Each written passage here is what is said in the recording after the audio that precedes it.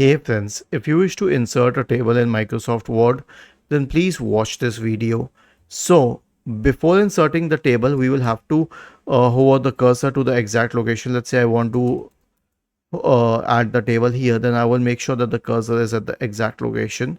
Now I'll click on insert and there is an option for table here.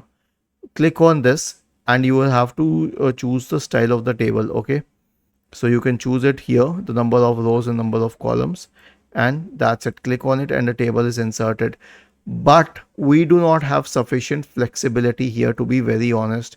I mean, you can make a few changes, but it isn't the best. Try it and you'll know. So here's what I do. I simply open Excel.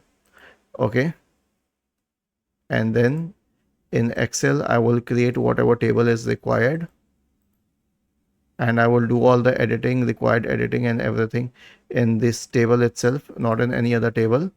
Okay, all borders. Okay, and once it is done, I will change the sizes of the rows, columns, whatever I want to do, and then I will copy and paste it at the required location in Word. Was this helpful?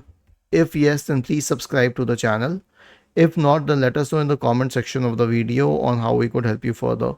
Thank you for watching this video and have a nice day.